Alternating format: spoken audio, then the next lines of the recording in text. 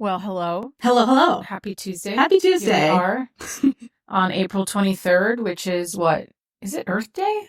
Or no, yesterday was Earth Day. Happy belated Earth Day. I feel like to you. every day's Earth Day when you live on this planet. Every day is Earth Day, but they've given Earth one day for us to really take it in, you know? Yeah, ain't that a bitch? Yeah. Earth gets one day. At least women get like a month, you know? Yeah. Others aren't as fortunate. Right. Like the Hispanic Heritage Month is only like, I think it's some weird thing like 12 days or something. Right, It's and not then even, Black History gets the month. shortest month of the year. Yeah. Yeah. It's amazing. It's amazing. Well, how has your week been so far? How's everything going as we're wrapping up here we're almost at the end of April. Yeah, it's good. Happy year anniversary of working together. Is it really now? Yeah, it's like right around this time, like maybe in a week. But like, yeah, this is... Oh my God. Yeah, it was so fun. Way to bury the lead. How has this year been for you? Hopefully not too painful. Oh, no. It's been great. It's been such a joy. I love this podcast and I love doing all the things. And it's been such a great creative outlet. And I'm super grateful to be here. Oh, good. Well, the feelings are mutual. We're lucky to have you. So thank you for bringing your vibrancy and your energy, even though sometimes you feel like a dark cloud. Yeah, I definitely am a dark cloud. But hey, every dark cloud has a silver lining. This week has been good. I'm in prep for a lot of different projects that I'm working on, which is definitely stressful. I feel like prep is a little bit like running around like a chicken with your head cut off. Like, I feel like you don't, like you have an idea of all the things that you need until, you get into production and realize like, oh, why didn't we talk about this at all? So I have lots of qualms and I'm fingers crossed that everything works out. But I would love to pick your brain, as they say, on a few of those things. Yeah, I think that's a great topic for us to dive into in the do's and don'ts, how to of shorts. Like there's so many questions around this all the time. People sometimes are doing their first shorts, sometimes they're going back to shorts. Like I'm in the middle of putting a short together myself for one of my features. So as a proof of concept. So it feels like the short film hurdle and conversation is ongoing no matter what level of your career you're at. So yeah, I'm happy to provide any tips, do's and don'ts and tricks, if there are any to be provided. So, but would love to just hear questions from you and where you're at in your process and maybe what are some bottlenecks that you've already been experiencing or challenges rather. Yeah. So I'm in the middle of a couple of things right now. I'm in prep for a short that we're hoping to shoot this year. And then I'm also prepping for like the next 5 or 6 music videos that I have lined up that I'm directing, which is so much fun and is a lot less pressure than a short in terms of just time constraints. However, it's like there's a lot of similarities in terms of, finding the funding, in terms of what crew you need, in terms of location scouts and making sure that you have the crew that you need. And so I have an Indiegogo that went live yesterday for the music video, the first one that we're doing. And I, kind of budgeted it out myself. And I picked, based on, of course, the platform, that how much money they take, what percentage. I budgeted for about $7,000. And I was kind of unsure if that was too low or too high, because in my head, I was thinking, okay, we've already done a little bit of a scout. Here's our dream location. We need to budget transportation. Here's our ideal team and their rates. Here's, I already have the director, the DP, the editor, but, we're going to need ideally an assistant camera team, a gaffer. We're going to need to rent equipment. So for me, I would love for you to just break down, if you are starting a new project, how does that budget look? What is your template or mental process of all right, let's start here and flesh it out? Yeah, absolutely. I think the first thing, obviously, is script. I look at the script and then I look at the more like the most like baseline thing you can get from the script is how many locations, what are those locations, and how many people are talking. And then what's happening in the world, right? If we're talking about 5 people in a house talking, that's very doable. If it's in an apartment, if it's in a contained location that someone in the creative team probably owns or has access to, that's more palatable for you to keep your budget super low and put your resources towards some of the things that you mentioned. But if all of a sudden your short film is set on a yacht or at a mall or someplace that's like requires a lot of extras, or it's going to require some kind of conversation with the location that needs to maybe close, or you're going to have to go shoot, like maybe you get a restaurant for free, but now you have to go shoot like in the weird odd hours when they're closed. And that's not super fun, but you know, it's great if you get a free location. But then you have to populate that restaurant with people. So then you have a lot more background to feel that space depending on what you're doing. So it really comes down to like, even with features, it's not really that much different, but it's like, what is the creative? Who is the creative team? What access do they have to a lot of this infrastructure already? Because sometimes people are smart, right? And they'll write to things that they know. Oh, I know I have like a barn that I have access to from my uncle that we can use for free. So I wrote this for that barn. Great.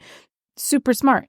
Visual location that's more stimulating than a house or an apartment. And that's why most people shoot things in houses or apartments, because they're easy access, right? But you want to be able to also look at the director. What is their creative vision for this? Like if you're talking about, typically shorts are, let's say, between 10 to 15 pages, right? Depending on what that context is of what you're shooting, you're looking at 1 to 2 days to shoot that properly and give yourself the time, producers, the creative team, the time to actually play, because you spend all this time raising money on, crowdfunding for your budget, doing all of the things that are the prep, really important phase of the process so you can get to the day and then make the thing and have fun making the thing. Crazy, right? So the last thing you want to do is go through all of that and rush and cram and try to do everything in like one day. Unless, again, it's so contained that you can. And then so it starts with the director. What is their vision? How are they really going to execute this? How is their DP going to execute this? Are they bringing on a DP that understands the scope of the short film and the resources they'll have?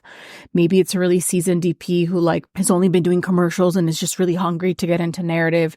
So they're really great value add because they can bring in relationships with other crew that are going to come in for pennies, right? Just to be a part of something fun, because it's like 1 to 2 days, like no skin off their back. And they have relationships with vendors. They can get you better camera packages. They can get you, the lighting and the genie that you're going to need, the grip and electric that you'll need. So those are really valuable adds to short film teams.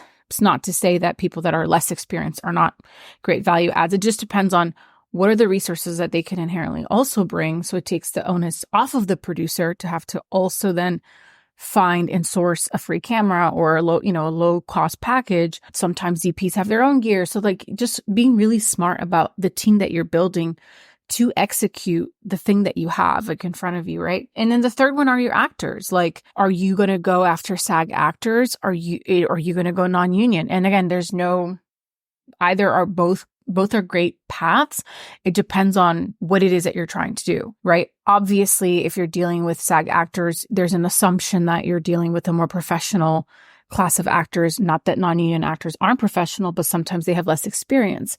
So when you're dealing with more professional actors, that means that you can move more quickly. You get more at bats, you get more takes because they know camera, they know their angles, like they kind of have a better understanding of how to do their job effectively. And in fact, like a lot of people don't know this or may not know this, but SAG has a short film agreement that you can hire SAG actors of any kind and shoot with them, and you actually don't have to pay them. You can defer whatever their rate would be, and there is no minimum that you have to pay them as long as it's like, minimum wage.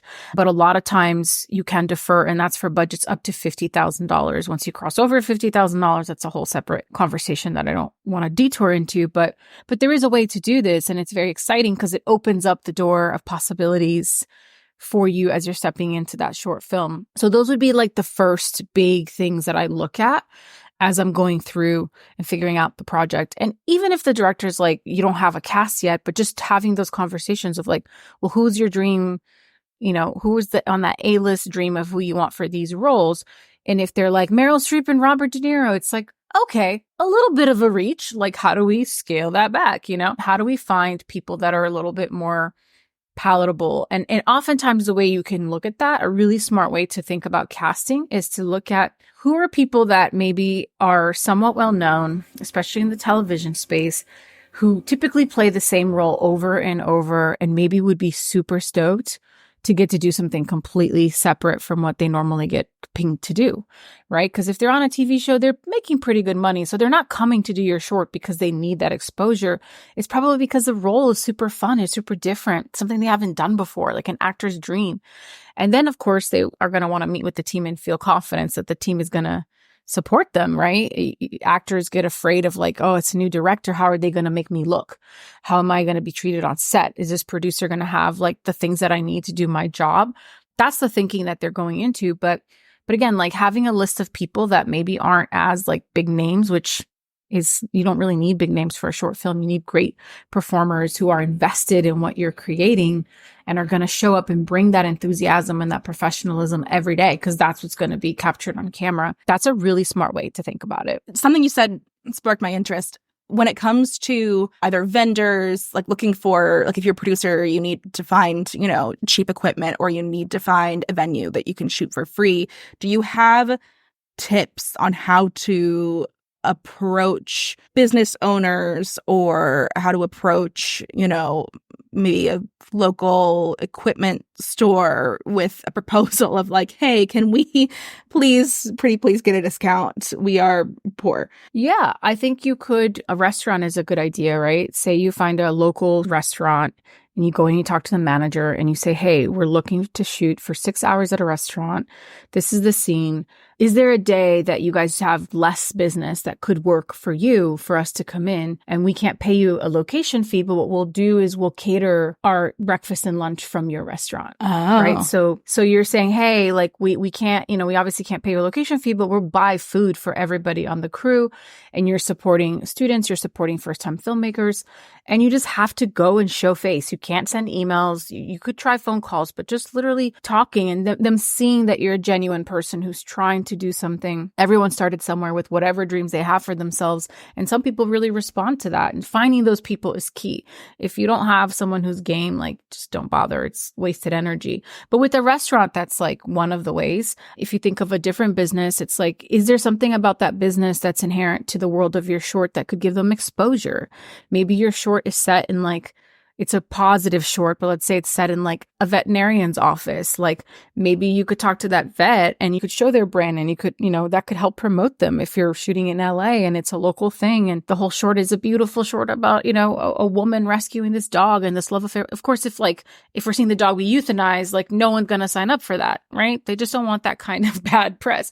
But that's like out of the box thinking, which is why I think producing has to be so entrepreneurial of like, who do you know in your network that could introduce you to these people? And if you don't, how do you go and think, okay, how can we position this offer to someone in a way that makes them really compelled to want to help us when we don't have money to pay them? So that's like an easy example. With a restaurant, it's obviously easy because of that. But the same could be said for a coffee shop or for a bar. You could say, hey, we'll come and do like a wrap party here. Again, you don't have a ton of money to spend, but you'll say, we'll bring our friends, people will spend some money, you know?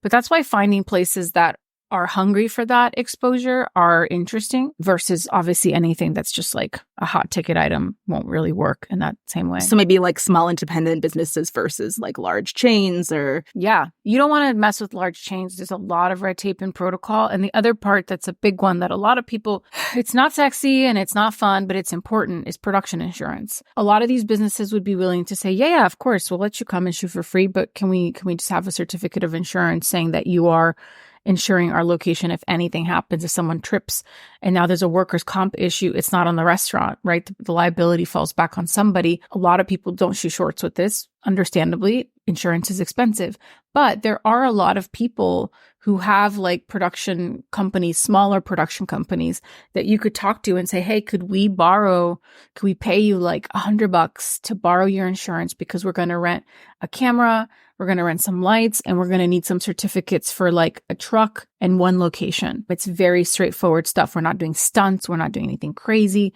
We just need that document that gives us the flexibility to have better access to making those deals, like you said, because any camera house that you call is going to want that, even if they're giving it to you for free. Right. How much does production insurance usually run for, something small? Oh, I mean, the thing that sucks is that you can't really purchase production insurance. There's no such thing as like short-term production insurance that's like affordable. Like you can't go pay like $1,000 and get insured for like 5 days. It's either like you're getting insured for 3 to 6 months or you're getting an annual policy. They don't make it easy for you. So the goal is to find someone who has like a lot of independent producers who run commercials, for example, through their own companies, right? They have insurance for stuff like that. Even when I do my shorts, like I know my people that I can go to and go, hey, so-and-so, like, can we pay you X amount just to use your policy for this project? And we usually have some paperwork between us to say, hey, this LLC is giving my short film LLC, or you don't have to incorporate, but if there's some legal entity, the authority to use this for this amount, very finite period of time so that you can go off and do your production properly. I think even with like Peerspace and some of those other ones, depending if you're renting places by the hour, they still sometimes require production insurance. And then what you give them is a certificate of insurance that is issued to that venue, to that space, that gives them the peace of mind that while you are a team with not a lot of money, you are coming at this with the right tools that you need to make anyone feel like, okay, these guys are above the fray, like they've got shit down. Now, if you're shooting at a park or if you're shooting somewhere else, maybe not as necessary. Again, it really depends on the action of what you're doing in your scene. And parks are just as tricky. Like if you're a really small footprint, probably no one will bother you. But if you're coming in and putting a lot of gear down and making it look like a whole set, you do need permission and permits to shoot at most public parks.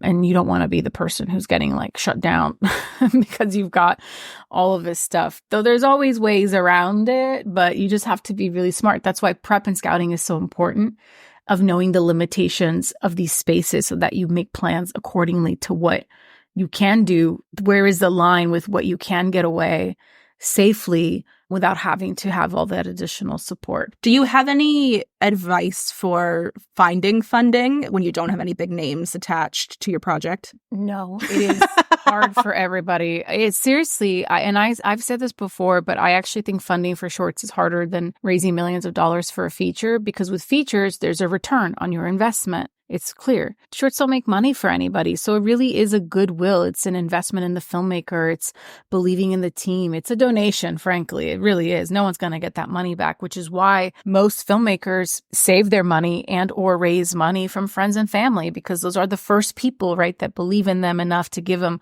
$5-10 or whatever towards a campaign. So there's a myriad of grants. We all know about them, and those are very consuming to do. And once you have like the basics down of your application, it's sort of like copy paste. So some, of course, have like nuances and variances, but it's good practice, especially if you're not on any like rigid timeline. But that's why, like, with Coco Francini, who came on the show and like talking about the proof of concept accelerator grant, even for her at her level, like she sees this struggle for women, especially, to even get $50,000 to go make a short film that could go on and become, a great feature. And when I saw her for coffees a month or two after recording, she was telling me that she was shocked at the caliber and level of filmmakers that had been applying with their second or third project because they had done a feature years ago and can't get their second thing off the ground. Not to depress anybody, but that's what I'm saying. Like, whether you're starting out, this is your first thing, or you're a more established filmmaker trying to now maybe pivot or show some other shade of your talent,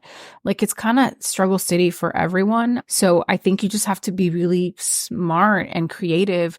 You do the grants, you do the crowdfunding, but there are fundraisers you can do. Are there events you can put together that are no cost to you, where you get to pocket all that money to put towards the short? There's just all kinds of ways nowadays with the internet, but you have to be really, really scrappy and thrifty and like entrepreneurial. I said that before, but you really do. And it is a ton of work. It's a ton of work. That's why I say, make sure that you're building a plan that gives you enough time to make the best version of that short, because getting to that starting line is a lot of work. And you don't want to look back and go, man, like that extra $5,000 would have made a world of difference. That extra shooting day would have made this like go from good to like undeniable, Mm-hmm. So I guess my last question would be, once the short is done, like who is, like you mentioned, like, obviously having proof of concepts, but who is Carolina sending that to? Like, what are you doing with the short once it's done? Yeah, I mean, most people make shorts to go to festivals. They want exposure, right? So once the short is done, and this is another big one, a lot of people don't think about post in their shorts. They think about the editor, but they don't think about music, color, sound mix, all these things that make a short really go from like a sort of amateur hour to sounding and feeling really like a well-made piece of content, that can launch somebody. But that's what I typically do. And a lot of times, we'll look at the calendar. So we know, okay, well, Sundance acceptance for shorts, I believe, is like September is like the latest deadline. So how do you create a production plan that works backwards from that so that you can have a cut of the film that feels pretty good by August? So that means you want to be shooting right now, right? Like that's the ideal timeline, and with shorts, again, if you get the money, it's 2 days and like, it's not going to be months of edit. Like you can knock it out in like a month if you had to, if you have the right team. But that's typically what we're doing. We're looking at, okay, well, where can we submit this to get the most exposure? There's no shortage of short films, but of course you go for the gold standard, the marquee ones. And then you have all the other festivals that are just as great, that are not as like big, but still great exposure for the short. And that's the first line of defense of what you do. But simultaneously, for me at this stage, I would be using that short to run two parallel paths. I'm sending it out to festivals, trying to get that exposure. But because with this particular short I'm talking about, we already have a feature film script that is doing well and people are really responding to the project. We're sort of simultaneously casting that. I would use that short film as part of the submission package for the feature to financiers, to actors, to whomever, to say, hey, this is a first-time filmmaker, but we just completed this short. It's so fresh. We're still submitting it to festivals, but here you can see what this filmmaker is capable of doing, and the tone and the themes that are in this short are what we're going to explore in the feature as well. Is it ethically murky to like recast from like a short to the feature version, or is that kind of par for the course? Not at all. Not at all. And I think that, you just have to have those clear expectations. But, people go into shorts fully intending to say, hey, I want to find my team. And if this is the team, I'd love to bring them onto the feature. If you get a somewhat name, like I said, this TV actor who decides to come to your short, potentially you could bring him onto the feature. But oftentimes what happens is that a financier who's like, we love this, but the person you cast in your short carries no value internationally. We need to recast, right? We want someone who has more of a name. That's where those conversations tend to happen. It's not that they want to poo-poo or negate the other actors who were in that short, unless, you go make like Whiplash and the short film already has J.K. Simmons. Okay, that's different.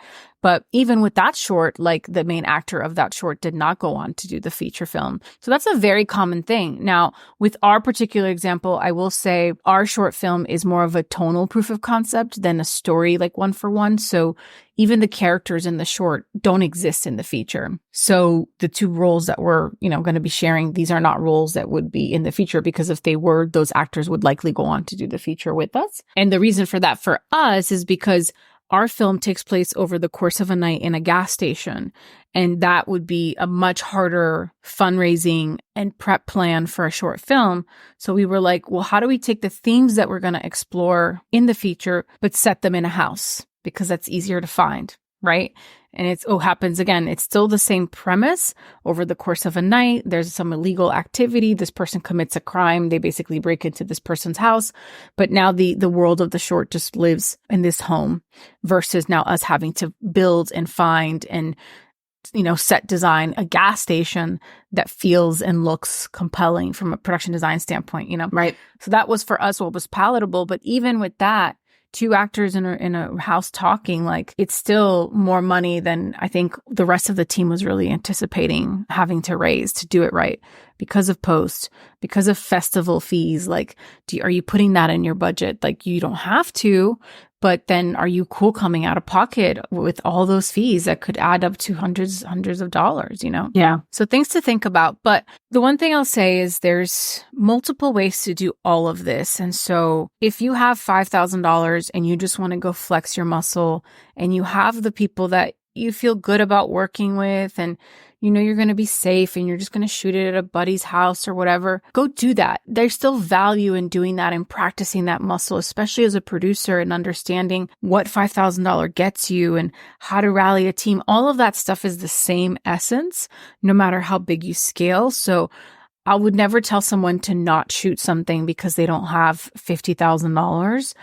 It's just go in with truly understanding your own expectations about what that experience is going to be like and what the outcome will be, so that you don't go in thinking, oh my gosh, I'm going to make a short for $5,000 and it's going to look like it was done for 50 and it's going to blow the lids off of everyone's, hats. That could happen because it's Hollywood and there's unicorns, of course. But statistically speaking, it may not. And that's okay. Like the one fallacy I think most people don't realize is a lot of the filmmakers who finally get their shorts at Sundance or, at Toronto or wherever, that's not their first short. That's like their 10th short. And everyone thinks, oh my God, that's like their debut. And it's like, no. There's been so much crap that they've made and they've learned. They've just never shared it with people publicly, and that's part of the process too. So it's important to give yourself grace as a producer as well, because you're learning and growing with each project and each team. Wow. Thank you so much. This is all very, very, very helpful. It makes me feel a little bit better. Yeah.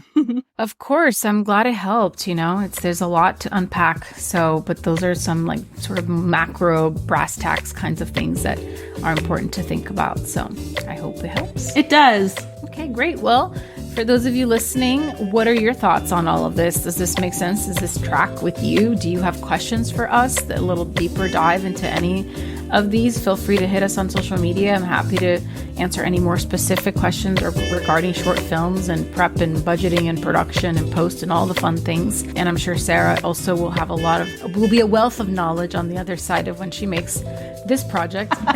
Yeah, I'll be full of here's what not to do. And that is so valuable. Truly. It really is. It really, really is. Make sure also you have support for yourself. If you have someone who can come and be a shadow for you, work closely with you, you're not totally alone, and that you take care of yourself. That's really important. I will make sure I have a good team. Good. All right. Well, thanks for tuning in. If you guys don't already subscribe to the podcast or the newsletter, please do. It's on our Instagram. You can find all the links through the link there. We have a link tree with everything. And of course, we'd be remiss if we didn't mention the Patreon. If you are in a position to contribute, please sign up and join us. We do some fun things, and it would be great to have your support to keep the show going. So thanks for listening.